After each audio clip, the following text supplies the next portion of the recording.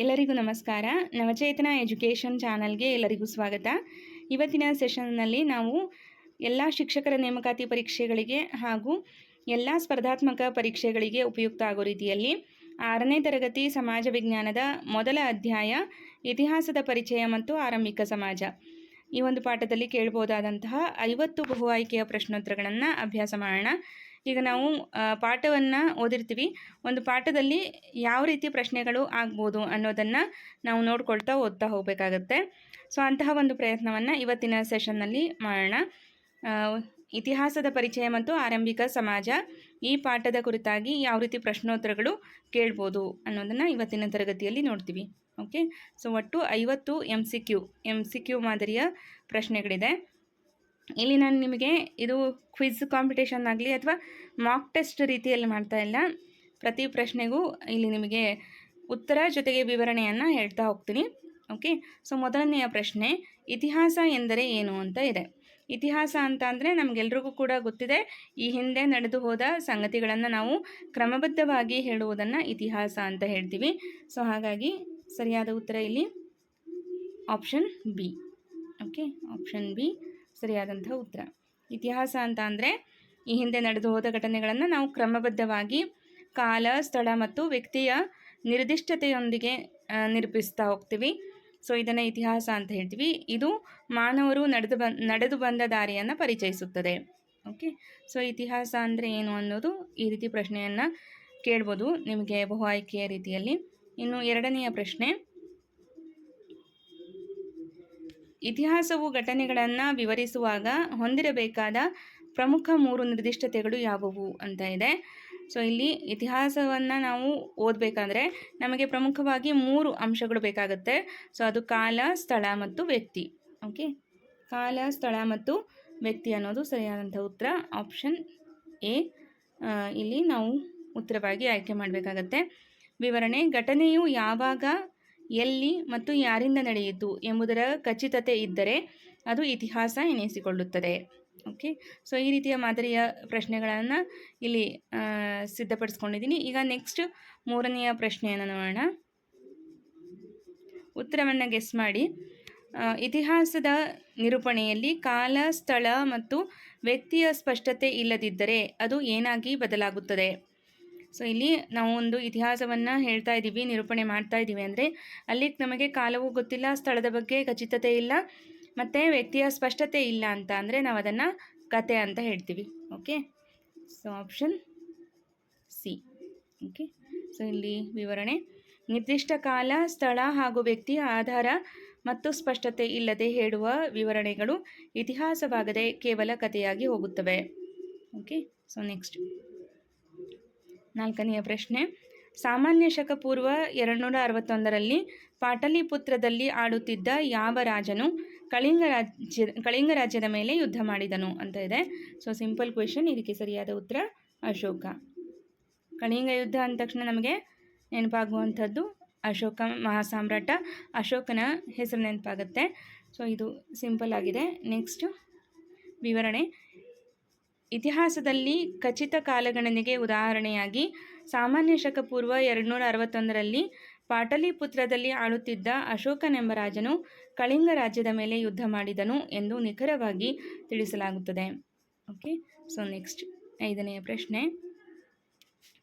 ಬೆಂಕಿಯ ಜ್ವಾಲೆಯನ್ನು ಸ್ಪರ್ಶಿಸಿದಾಗ ಸುಟ್ಟ ಅನುಭವದಿಂದ ಪಡೆದ ಜ್ಞಾನವನ್ನು ಮಾನವನ ಮಟ್ಟದಲ್ಲಿ ಏನನ್ನಲಾಗುತ್ತದೆ ಅಂತ ಇದೆ.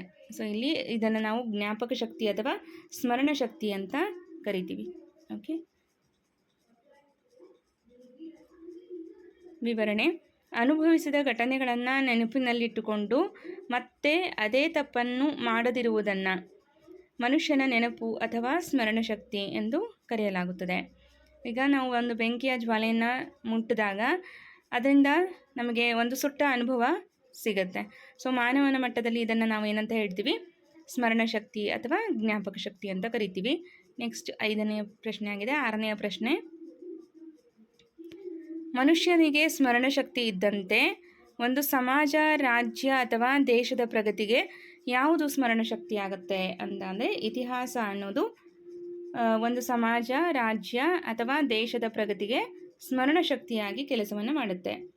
ಓಕೆ, ಒಂದು ಸಮಾಜ ಅಥವಾ ದೇಶದ ಪ್ರಗತಿಗೆ ಪೂರ್ವಿಕರು ಮಾಡಿದ ತಪ್ಪುಗಳು ಮತ್ತು ಯಶಸ್ಸಿನ ತೀರ್ಮಾನಗಳನ್ನು ಎಚ್ಚರಿಸುವ ಇತಿಹಾಸವೇ ಸಮಾಜದ ಸ್ಮರಣೆಯಾಗಿದೆ ಅಥವಾ ಸ್ಮರಣ ಶಕ್ತಿಯಾಗಿದೆ ಅಂತ ಹೇಳ್ಬೋದು.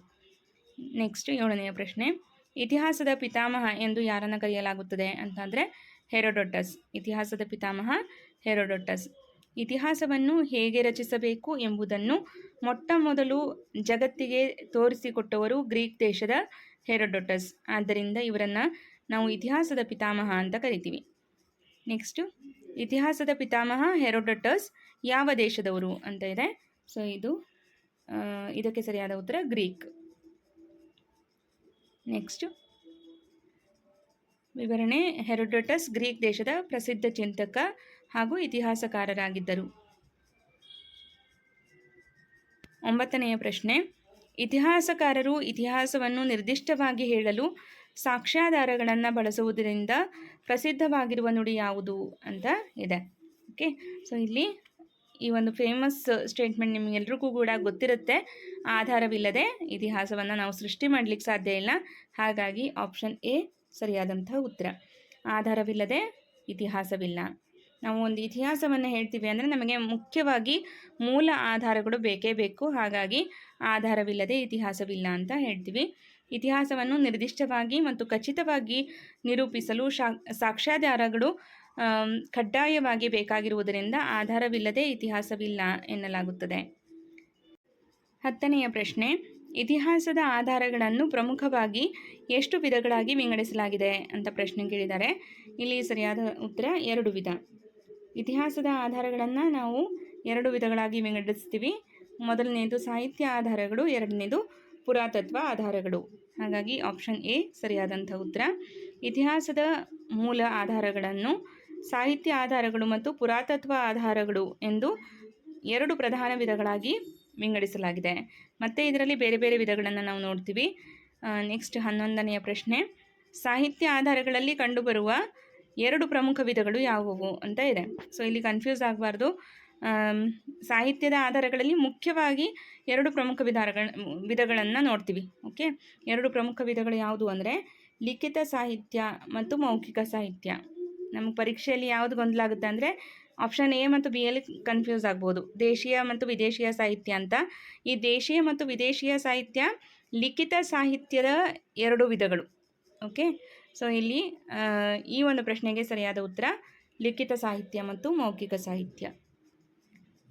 ಬರವಣಿಗೆಯ ರೂಪದಲ್ಲಿರುವಂತಹ ಸಾಹಿತ್ಯ ಲಿಖಿತ ಸಾಹಿತ್ಯವಾದರೆ ಪರಂಪರಾಗತವಾಗಿ ಬಾಯಿಂದ ಬಾಯಿಗೆ ಹರಿದು ಬಂದಿದ್ದು ಮೌಖಿಕ ಸಾಹಿತ್ಯ ಅಂತ ಕರೆಸ್ಕೊಳ್ಳುತ್ತೆ.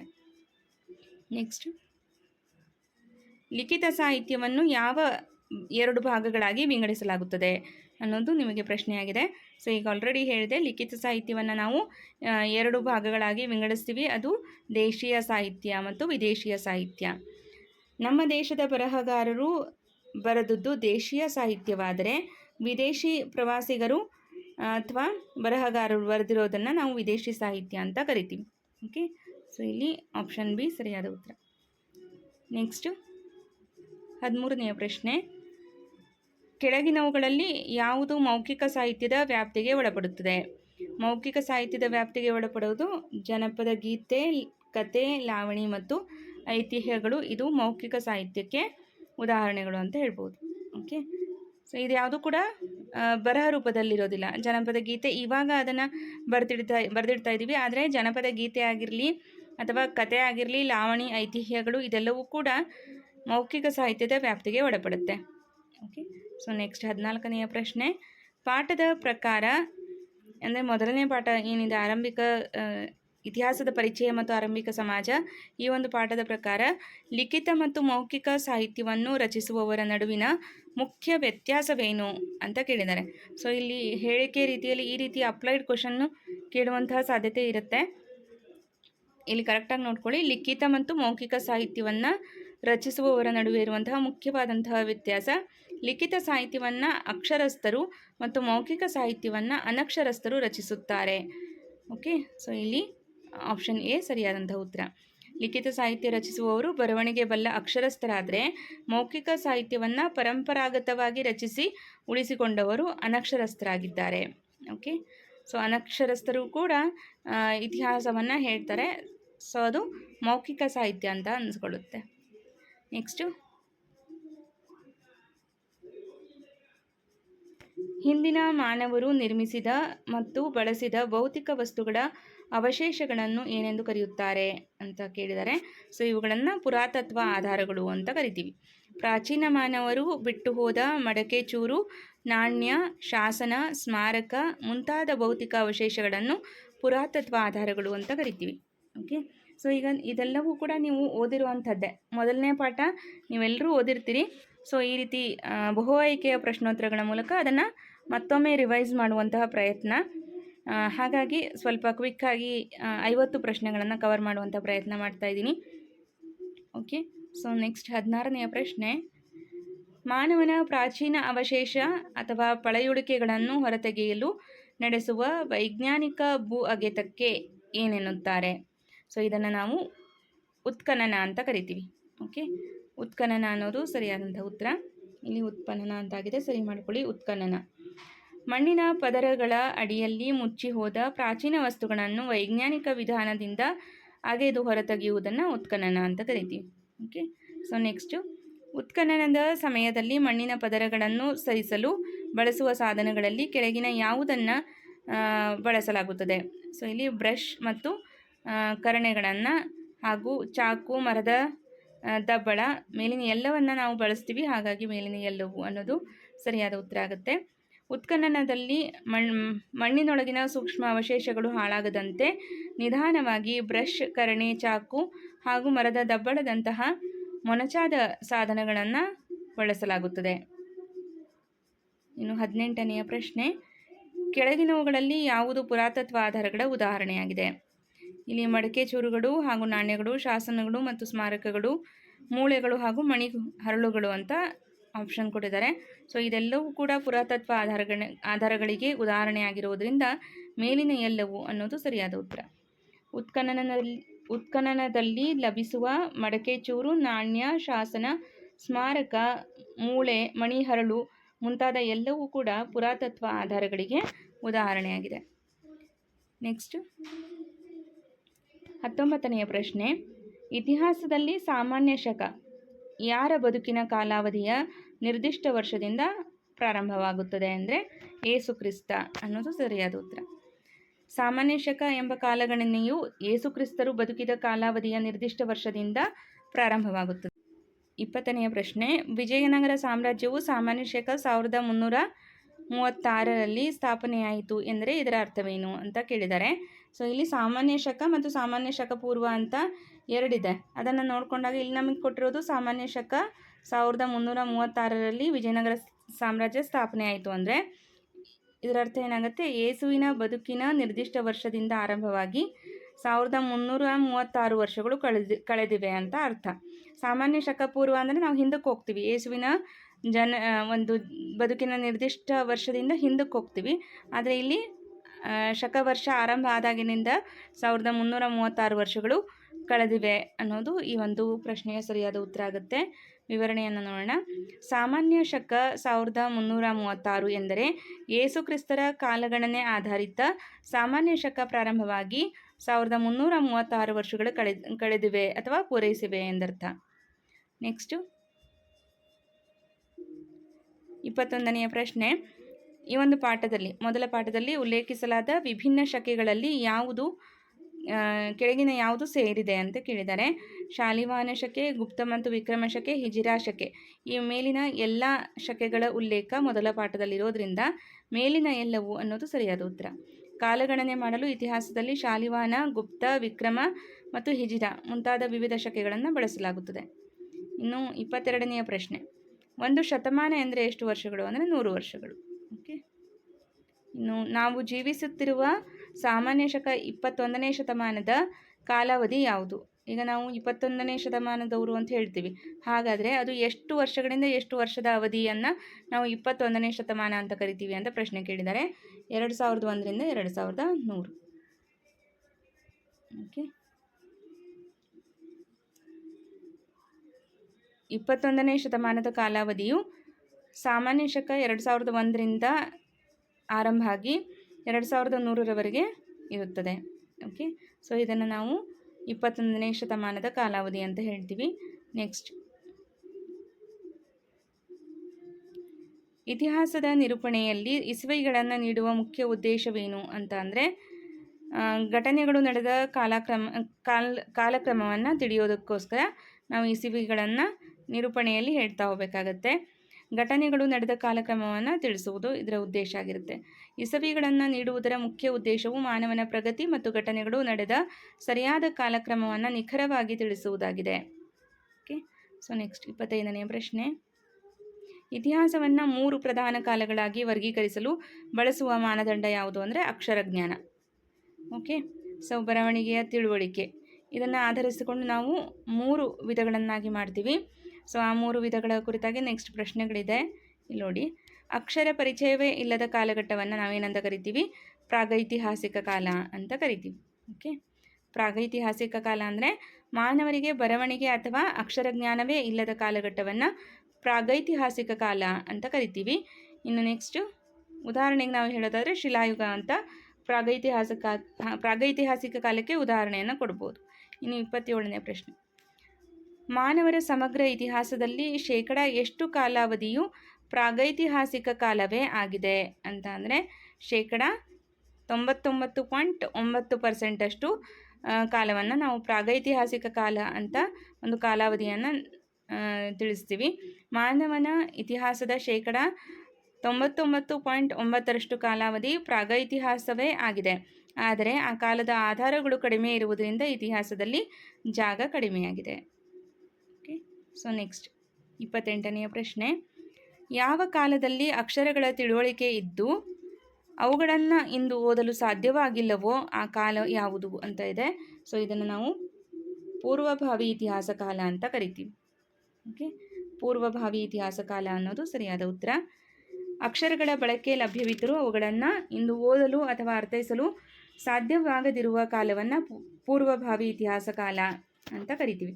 ಸೊ ಇತಿಹಾಸದ ಕಾಲವನ್ನು ನಾವು ಅಕ್ಷರ ಜ್ಞಾನಗಳ ಆಧಾರದ ಮೇಲೆ 3 ವಿಂಗಡಣೆ ಮಾಡ್ತೀವಿ ಅಂತ ಹೇಳಿದ್ದೆ. ಸೊ ಪ್ರಾಗೈತಿಹಾಸಿಕ ಕಾಲ ಅಂದರೆ ಅಕ್ಷರಗಳ ಪರಿಚಯ ಇಲ್ಲದೇ ಇರುವಂತಹ ಕಾಲಘಟ್ಟ. ಇನ್ನು ಅಕ್ಷರಗಳ ಪರಿಚಯ ಇದ್ದು ಕೂಡ ಅದನ್ನು ನಮಗೆ ಓದಲಿಕ್ಕೆ ಸಾಧ್ಯ ಆಗದೇ ಇರುವಂತಹ ಕಾಲಘಟ್ಟವನ್ನು ಪೂರ್ವಭಾವಿ ಇತಿಹಾಸ ಕಾಲ ಅಂತ ಹೇಳ್ತೀವಿ. ಅಕ್ಷರಗಳ ಬಳಕೆ ಲಭ್ಯವಿದ್ದರೂ ಕೂಡ ಅವುಗಳನ್ನ ಓದಲಿಕ್ಕೆ ಸಾಧ್ಯ ಇಲ್ಲ. ಸೊ ಅಂತಹ ಕಾಲಘಟ್ಟ 2ನೆಯ ಕಾಲಘಟ್ಟ ಆಗುತ್ತೆ. ಇನ್ನು 3ನೆಯ ಕಾಲಘಟ್ಟ ಅಕ್ಷರಗಳ ಪರಿಚಯವಿದ್ದು ಆ ಅಕ್ಷರಗಳನ್ನು ಇಂದು ಓದಲು ಸಾಧ್ಯವಿರುವ ಕಾಲವನ್ನು ನಾವು ಇತಿಹಾಸ ಕಾಲ ಅಂತ ಕರಿತೀವಿ.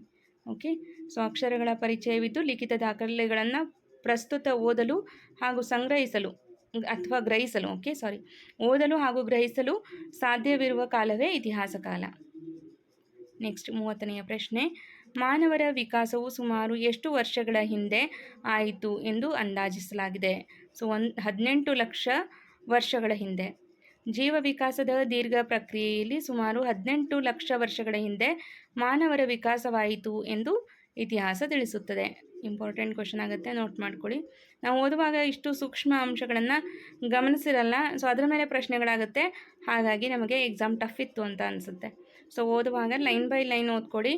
ಈ MCQ ಅನ್ನು ಯಾವ ರೀತಿ ಬೇಕಾದರೂ ಕೇಳ್ಬೋದು. ಅದರಲ್ಲೂ ಹೇಳಿಕೆ ರೂಪದಲ್ಲಿ ಕೇಳ್ತಾ ಹೋದರೆ ನಮಗೆ ಪೂರ್ತಿ ಪಾಠವನ್ನು ಓದಿದರೆ ಮಾತ್ರ ಅದಕ್ಕೆ ಉತ್ತರಿಸಲಿಕ್ಕೆ ಸಾಧ್ಯ ಅನ್ನುವಂತಹ ಮಾದರಿಯಲ್ಲಿ ಈಗ ಪ್ರಶ್ನೆಗಳನ್ನು ಕೇಳ್ತಿರೋದನ್ನು ನೀವು ಈಗ ಆಲ್ರೆಡಿ TET ಎಕ್ಸಾಮ್ನಲ್ಲೇ ನೋಡ್ತಾ ಇದ್ದೀರಾ. TET ಎಕ್ಸಾಮೇ ಅಷ್ಟು ಟಫ್ ಆಗಿರುತ್ತೆ ಅಂತ ಅಂದರೆ ಇನ್ನು CET ನೆಕ್ಸ್ಟ್ ಲೆವೆಲಲ್ಲಿರುತ್ತೆ. ಸೊ ಅದನ್ನು ನಾವು ಗಮನದಲ್ಲಿಟ್ಕೊಂಡು ಅಭ್ಯಾಸವನ್ನು ಮಾಡಬೇಕು. ಆಧುನಿಕ ಮಾನವರ ದೈಹಿಕ ರಚನೆಯನ್ನು ಹೊಂದಿದ್ದ ಮಾನವರು ಮೊದಲು ಎಲ್ಲಿ ಕಾಣಿಸಿಕೊಂಡರು ಅಂತ ಇದೆ. ಸರಿಯಾದ ಉತ್ತರ ದಕ್ಷಿಣ ಆಫ್ರಿಕಾ. ಆಧುನಿಕ ಶರೀರ ರಚನೆಯುಳ್ಳ ಮಾನವರು ಪ್ರಥಮ ಬಾರಿಗೆ ದಕ್ಷಿಣ ಆಫ್ರಿಕಾದಲ್ಲಿ ಕಾಣಿಸಿಕೊಂಡು ನಂತರ ಜಗತ್ತಿನ ನಾನಾ ಭಾಗಗಳಿಗೆ ವಲಸೆ ಹೋದರು ಅಂತ ಹೇಳಲಾಗುತ್ತೆ. ಇನ್ನು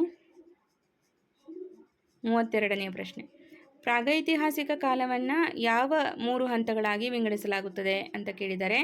ಇಲ್ಲಿ 3 ವಿಧಗಳು ಯಾವುದು ಅಂದರೆ ಹಳೆ ಶಿಲಾಯುಗ, ಮಧ್ಯಶಿಲಾಯುಗ ಮತ್ತು ನವಶಿಲಾಯುಗ. ಓಕೆ, ಸೊ ನೆಕ್ಸ್ಟ್ 33ನೇ ಪ್ರಶ್ನೆ. ಹಳೆ ಶಿಲಾಯುಗದ ಮಾನವರು ಆಯುಧ ಮತ್ತು ಉಪಕರಣಗಳನ್ನು ಯಾವ ಕಲ್ಲಿನಿಂದ ತಯಾರಿಸುತ್ತಿದ್ದರು ಅಂತ ಅಂದರೆ ಬೆಣಚು ಕಲ್ಲಿನಿಂದ ತಯಾರಿಸುತ್ತಿದ್ದರು. ಓಕೆ, ಹಳೆ ಶಿಲಾಯುಗದ ಮಾನವರು ಬೆಣಚು ಕಲ್ಲುಗಳನ್ನು ಬಳಸಿ ದೊಡ್ಡ ದೊಡ್ಡ ಹೆರೆಚಕ್ಕೆ, ಚಾಕು, ಕಲ್ಲುಳಿ, ಮೊನೆ ಉಪಕರಣಗಳನ್ನು ಮಾಡುತ್ತಿದ್ದರು. ನೆಕ್ಸ್ಟ್ 34ನೇ ಪ್ರಶ್ನೆ. ಮಾನವನಿಗೆ ಬೆಂಕಿಯ ಮೊದಲ ಪರಿಚಯವಾದ ಶಿಲಾಯುಗದ ಹಂತ ಯಾವುದು ಅಂದರೆ ಹಳೆ ಶಿಲಾಯುಗ. ಹಳೆಯ ಶಿಲಾಯುಗದಲ್ಲಿ ಮನುಷ್ಯರಿಗೆ ಬೆಂಕಿಯ ಮೊದಲ ಪರಿಚಯವಾಗಿತ್ತು. ಹಳೆಯ ಶಿಲಾಯುಗದ ಕೊನೆಯ ಘಟ್ಟದಲ್ಲಿ ಮಾನವರಿಗೆ ಮೊದಲ ಬಾರಿಗೆ ಬೆಂಕಿಯ ಪರಿಚಯವಾಯಿತು ಹಾಗೂ ಬೇಟೆಯಾಡುವುದನ್ನು ಕೂಡ ಅವರು ಕಲ್ತಿರ್ತಾರೆ. ನೆಕ್ಸ್ಟ್ 35ನೇ ಪ್ರಶ್ನೆ. ಕರ್ನಾಟಕದಲ್ಲಿರುವ ಹಳೆ ಶಿಲಾಯುಗದ ಪ್ರಮುಖ ನೆಲೆಗಳು ಯಾವುದು ಅಂತ ಕೇಳಿದ್ದಾರೆ. ಸೊ ಇಲ್ಲಿ ಸರಿಯಾದ ಉತ್ತರ ಹುಣಸ್ಗಿ ಮತ್ತು ಬೈಚ್ವಾಳ್. ಕರ್ನಾಟಕದ ಹುಣಸ್ಗಿ ಮತ್ತು ಬೈಚ್ವಾಳ್ ಪ್ರದೇಶಗಳು ಹಳೆ ಶಿಲಾಯುಗದ ಅತ್ಯಂತ ಪ್ರಮುಖ ಪುರಾತತ್ವ ನೆಲೆಗಳಾಗಿವೆ. ಇನ್ನು 36ನೇ ಪ್ರಶ್ನೆ. ಹಳೆ ಶಿಲಾಯುಗ ಮತ್ತು ನವಶಿಲಾಯುಗದ ನಡುವಿನ ಸ್ಥಿತ್ಯಂತರ ಅಥವಾ ಪರಿವರ್ತನೆಯ ಕಾಲ ಯಾವುದು ಅಂತ ಕೇಳಿದರೆ.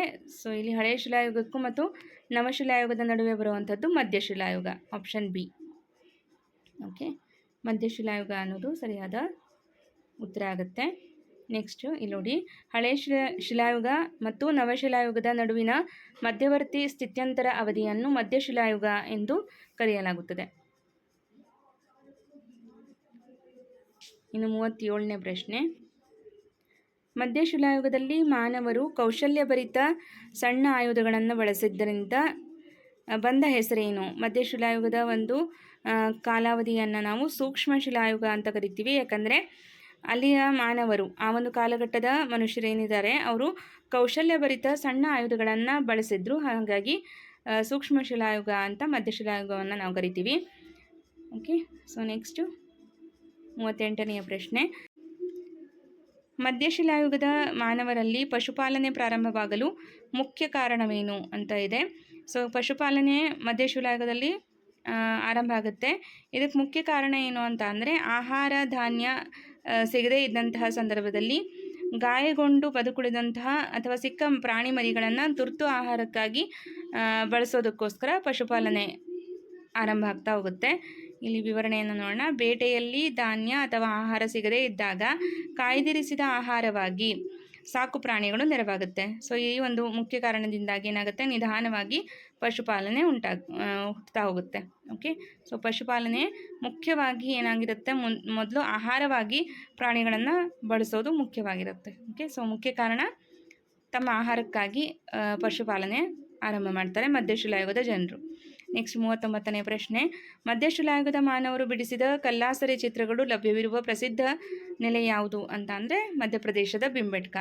ಸೊ ಮಧ್ಯಪ್ರದೇಶದ 2 ಸ್ಥಳಗಳೇನಿದೆ, ಈ ಬಿಂಬೆಟ್ಕ ಮತ್ತು ಆದಮ್ಗರ್, ಇವು ಮಧ್ಯಶಿಲಾಯುಗದ ಪ್ರಸಿದ್ಧ ಕಲ್ಲಾಸರೆ ಚಿತ್ರಗಳ ನೆಲೆಗಳಾಗಿದೆ ಅಂತ ಹೇಳ್ಬೋದು.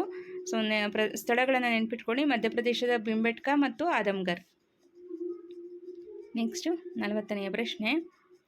ಮಧ್ಯಶಿಲಾಯುಗದ ಕಾಲಾವಧಿಯು ಇಂದಿಗೆ ಎಷ್ಟು ವರ್ಷಗಳ ಹಿಂದೆ ಇದ್ದಿತೆಂದು ಗುರುತಿಸಲಾಗುತ್ತದೆ? ಸೊ ಮಧ್ಯಶಿಲಾಯುಗದ ಕಾಲಾವಧಿಯು ಇಂದಿಗೆ 12,000 ವರ್ಷದಿಂದ 9,000 ವರ್ಷಗಳ ನಡುವೆ ಇತ್ತು ಅಂತ ಇತಿಹಾಸಕಾರರು ಆ ಒಂದು ಕಾಲಾವಧಿಯನ್ನು ಗುರುತಿಸ್ತಾರೆ. ಮಧ್ಯಶಿಲಾಯುಗದ ಕಾಲವನ್ನು ಇಂದಿಗೆ 12,000 ವರ್ಷಗಳ ಹಿಂದೆ ವರ್ಷಗಳಿಂದ 9,000 ವರ್ಷಗಳ ನಡುವೆ ಇದ್ದಿತೆಂದು ಇತಿಹಾಸಕಾರರು ಅಂದಾಜಿಸುತ್ತಾರೆ. ನೆಕ್ಸ್ಟ್ 41ನೆಯ ಪ್ರಶ್ನೆ. ಮಾನವನು ಆಹಾರ ಸಂಗ್ರಹಿಸುವ ಅಲೆಮಾರಿ ಬದುಕನ್ನು ತೊರೆದು ಆಹಾರ ಉತ್ಪಾದನೆಗೆ ಅಥವಾ ಕೃಷಿಗೆ ತೊಡಗಿದ ಯುಗ ಯಾವುದು ಅಂದರೆ ನವಶಿಲಾಯುಗ. ಆಹಾರದ ಅಭಾವ ನೀಗಿಸಲು ನವಶಿಲಾಯುಗದಲ್ಲಿ ಮಾನವರು ನದಿ ತೀರದ ಮೆಕ್ಕಲು ಮಣ್ಣಿನಲ್ಲಿ ಕೃಷಿ ಆರಂಭಿಸಿ ಸ್ಥಿರ ಬದುಕನ್ನು ಕಂಡುಕೊಂಡರು. ನೆಕ್ಸ್ಟ್ 42ನೆಯ ಪ್ರಶ್ನೆ. ಭಾರತ ಉಪಖಂಡದಲ್ಲಿ ಕೃಷಿಯ ಅತ್ಯಂತ ಆರಂಭಿಕ ಕುರುಹುಗಳು ಪ್ರಸ್ತುತ ಪಾಕಿಸ್ತಾನದ ಯಾವ ನೆಲೆಯಲ್ಲಿ ಪತ್ತೆಯಾಗಿವೆ ಅಂದರೆ ಮೆಹರ್ಗರ್. ಓಕೆ, ಭಾರತ ಉಪಖಂಡದಲ್ಲಿ ಕೃಷಿಯ ಪ್ರಥಮ ಆಧಾರಗಳು ಹಾಗೂ ಒಣ ಇಟ್ಟಿಗೆ ಮನೆಗಳು ಪಾಕಿಸ್ತಾನದ ಮೆಹರ್ಗರ್ ನೆಲೆಯಲ್ಲಿ ಪತ್ತೆಯಾಗಿವೆ. ಸೊ ಕೃಷಿಯ ಅತ್ಯಂತ ಆರಂಭಿಕ ಕುರುಹುಗಳು ಎಲ್ಲಿ ಕಂಡುಬಂದಿದೆ ಅಂದರೆ ಪಾಕಿಸ್ತಾನದ ಮೆಹರ್ಗರ್ನಲ್ಲಿ ಕಂಡುಬಂದಿದೆ. ಇನ್ನು 43ನೆಯ ಪ್ರಶ್ನೆ. ನೆಲದೊಳಗೆ ಗುಹೆಗಳನ್ನು ನಿರ್ಮಿಸಿಕೊಂಡು ವಾಸಿಸುತ್ತಿದ್ದ ನವಶಿಲಾಯುಗದ ಪ್ರಮುಖ ನೆಲೆ ಯಾವುದು? ಕಾಶ್ಮೀರದ ಬುರ್ಜುಹೋಮ್. ಕಾಶ್ಮೀರದ ಬುರ್ಜುಹೋಮ್ ಪ್ರದೇಶದ ಜನರು ನವಶಿಲಾಯುಗದಲ್ಲಿ ನೆಲದೊಳಗೆ ಗುಹೆಗಳನ್ನು ತೋಡಿ ವಾಸಿಸುತ್ತಿದ್ದರು.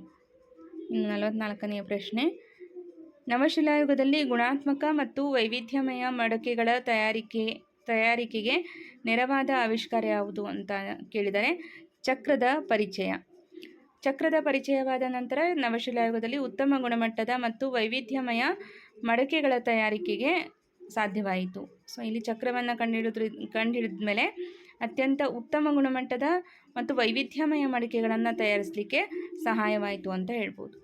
ನೆಕ್ಸ್ಟ್ 45ನೇ ಪ್ರಶ್ನೆ, ಕರ್ನಾಟಕದ ಬಳ್ಳಾರಿ ಸಮೀಪವಿರುವ ಪ್ರಸಿದ್ಧ ನವಶಿಲಾಯುಗದ ಆಯುಧ ಉತ್ಪಾದನಾ ನೆಲೆ ಯಾವುದು ಅಂತ ಕೇಳಿದರೆ ಸೊ ಇಲ್ಲಿ ಸಂಗನಕಲ್ಲು ಸರಿಯಾದ ಉತ್ತರ. ಬಳ್ಳಾರಿ ಸಮೀಪದಲ್ಲಿರುವಂತಹ ಸಂಗನಕಲ್ಲು ನವಶಿಲಾಯುಗದ ಕಲ್ಲಿನ ಆಯುಧಗಳನ್ನು ಉಜ್ಜಿ ನಯಗೊಳಿಸಿ ತಯಾರಿಸುವ ಒಂದು ಪ್ರಮುಖ ಉತ್ಪಾದನಾ ನೆಲೆಯಾಗಿತ್ತು ಅನ್ನೋದು ನಮ್ಮ ಕರ್ನಾಟಕದ ಬಳ್ಳಾರಿಯ ಸಂಗನಕಲ್ಲು. ಸೊ ಇದರ ವಿಶೇಷತೆ ಅಂತ ಹೇಳ್ಬೋದು. 46ನೇ ಪ್ರಶ್ನೆ, ಮಾನವರು ಮೊಟ್ಟ ಮೊದಲು ಕಂಡುಹಿಡಿದು ಬಳಸಿದ ಲೋಹ ತಾಮ್ರ, ಕಾಪರ್. ನವಶಿಲಾಯುಗದ ಕೊನೆಯ ಅವಧಿಯಲ್ಲಿ ಮಾನವರು ಮೊಟ್ಟ ಮೊದಲು ಬಳಸಲು ಪ್ರಾರಂಭಿಸಿದ ಲೋಹ ತಾಮ್ರ. ತಾಮ್ರಕ್ಕೆ ತವರವನ್ನು ಸೇರಿಸಿ ತಯಾರಿಸಿದ ಗಡುಸಾದ ಮಿಶ್ರಲೋಹ ಕಂಚು, ಬ್ರಾನ್ಸ್. ಸೊ ಇಲ್ಲಿ ತಾಮ್ರವು ಮೃದುವಾಗಿದ್ದರಿಂದ ಅದಕ್ಕೆ ತವರವನ್ನು ಸೇರಿಸಿ ಗಡುಸಾದ ಕಂಚು ಎಂಬ ಮಿಶ್ರಲೋಹವನ್ನು ಉತ್ಪಾದಿಸುವುದನ್ನು ಕಲಿತರು. ಇನ್ನು 48ನೇ ಪ್ರಶ್ನೆ, ಹೆಚ್ಚುವರಿ ಧಾನ್ಯ ಉತ್ಪಾದನೆ ಮತ್ತು ವ್ಯಾಪಾರದಿಂದ ಸಿಂಧೂ ನದಿ ಕೊಳ್ಳದಲ್ಲಿ ತಲೆ ಎತ್ತಿದ ಮೊದಲ ನಗರೀಕರಣ ಯಾವುದು ಅಂತ ಕೇಳಿದ್ದಾರೆ. ಸೊ ಇಲ್ಲಿ ಸರಿಯಾದ ಉತ್ತರ ಹರಪ್ಪ ನಾಗರಿಕತೆ. ತಾಮ್ರ ಕಂಚಿನ ಯುಗದಲ್ಲಿ ವಾಯುವ್ಯ ಭಾರತದ ಸಿಂಧೂ ಕೊಳ್ಳದಲ್ಲಿ ಬೃಹತ್ ಸಂಸ್ಕೃತಿಯ ಹರಪ್ಪ ನಾಗರಿಕತೆ ಬೆಳೆಯಿತು. ಇದನ್ನು ಮೊದಲ ನಗರೀಕರಣ ಅಂತ ಹೇಳಲಾಗಿದೆ. ಇನ್ನು 49ನೇ ಪ್ರಶ್ನೆ, ದಕ್ಷಿಣ ಭಾರತದಲ್ಲಿ ತಾಮ್ರಕ್ಕೂ ಮೊದಲೇ ಅಂದರೆ ಸುಮಾರು 3500 ವರ್ಷಗಳ ಹಿಂದೆಯೇ ಬಳಕೆಗೆ ಬಂದ ಲೋಹ ಯಾವುದು ಅಂತ ಅಂದರೆ ಕಬ್ಬಿಣ. ದಕ್ಷಿಣ ಭಾರತದಲ್ಲೇ ತಾಮ್ರಕ್ಕಿಂತಲೂ ಮೊದಲೇ ಸುಮಾರು 3500 ವರ್ಷಗಳ ಹಿಂದೆಯೇ ಗಡುಸಾದ ಕಬ್ಬಿಣವನ್ನು ಬಳಸ್ತಾ ಇದ್ರು ಅನ್ನೋದು ಕಂಡುಬಂದಂತಹ ವಿಷಯ. ಸೊ ದಕ್ಷಿಣ ಭಾರತದಲ್ಲಿ ತಾಮ್ರಕ್ಕೂ ಮೊದಲೇ ಬಳಸಿದಂತಹ ಲೋಹ ಯಾವುದು ಅಂದರೆ ಕಬ್ಬಿಣ. ಸೊ ಇವತ್ತಿನ ಈ ಒಂದು ಪಾಠದ ಕೊನೆಯ ಪ್ರಶ್ನೆ, ದಕ್ಷಿಣ ಭಾರತದಲ್ಲಿ ಕಬ್ಬಿಣ ಯುಗದ ಕಾಲವನ್ನು ಇನ್ನೇನೆಂದು ಕರೆಯಲಾಗಿದೆ ಅಂತ ಅಂದರೆ ಬೃಹತ್ ಶಿಲಾ ಸಂಸ್ಕೃತಿಯ ಕಾಲ ಅಂತ ಕರೆಯಲಾಗಿದೆ. ದಕ್ಷಿಣ ಭಾರತದಲ್ಲಿ ಈ ಕಾಲದ ಸಮಾಧಿಗಳ ಸುತ್ತ ಬೃಹತ್ ಶಿಲೆಗಳನ್ನು ಇಡುತ್ತಿದ್ದರಿಂದ ಇದನ್ನು ಬೃಹತ್ ಶಿಲಾ ಸಂಸ್ಕೃತಿಯ ಕಾಲ ಅಂತ ಕರೆಯಲಾಗಿದೆ. ಸೊ ಇದಿಷ್ಟು ಮೊದಲನೇ ಪಾಠದಲ್ಲಿ ಕೇಳಬಹುದಾದಂತಹ ನಿರೀಕ್ಷೆ ಮಾಡ್ಬೋದಾದಂತಹ ಒಂದು 50 ಪ್ರಶ್ನೆಗಳ ಪಟ್ಟಿಯಾಗಿತ್ತು. ನಾವು ಪಾಠವನ್ನು ಓದ್ತಾ ಹೋಗ್ತೀವಿ, ಆದರೆ ಈ ರೀತಿಯ ಪ್ರಶ್ನೆಗಳನ್ನು ಕ್ರಿಯೇಟ್ ಮಾಡ್ಕೊಂಡು ಓದಿರಲ್ಲ. ಸೊ ಒಂದು ರೀತಿ ಪ್ರಶ್ನೋತ್ತರಗಳ ಮೂಲಕ ಈ ಒಂದು ಪಾಠವನ್ನು ಮತ್ತೊಮ್ಮೆ ರಿವಿಷನ್ ಮಾಡುವಂತಹ ಒಂದು ಪ್ರಯತ್ನವನ್ನು ಮಾಡಿದ್ದೀನಿ. ಸೊ ಇದು ನಿಮಗೆ ಪರೀಕ್ಷೆಯ ತಯಾರಿಗೆ ಉಪಯುಕ್ತ ಆಗಿದೆ ಅಂತ ಅಂದ್ಕೊಳ್ತೀನಿ. ಇವತ್ತಿನ ತರಗತಿ ನಿಮಗೆ ಇಷ್ಟ ಆಗಿದ್ದರೆ ಲೈಕ್ ಮಾಡಿ, ಮತ್ತು ಈ ತರಗತಿಯ ಬಗ್ಗೆ ನಿಮ್ಮ ಅಭಿಪ್ರಾಯವನ್ನು ಕಮೆಂಟ್ ಮೂಲಕ ತಿಳಿಸಿ ಅಂತ ಹೇಳ್ತಾ ಈ ತರಗತಿಯನ್ನು ಇಲ್ಲಿಗೆ ಎಂಡ್ ಮಾಡ್ತಾ ಇದ್ದೀನಿ. Thank you all.